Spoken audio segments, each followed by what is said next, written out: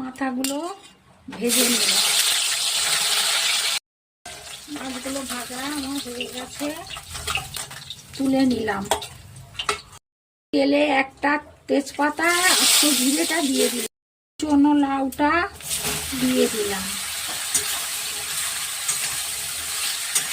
কড়াইশুঁটিগুলো দিয়ে দিলাম, নুন, ধনের গুঁড়ো, জিরের গুঁড়ো, লঙ্কা, হলুদ গুঁড়ো মধ্যে দিয়ে দিলাম, একটা কাঁচা লঙ্কা চিড়ে দিয়ে দিলাম।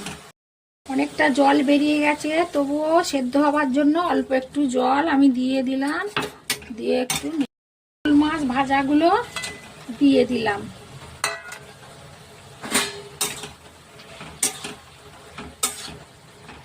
মিষ্টি দিয়ে দিলাম।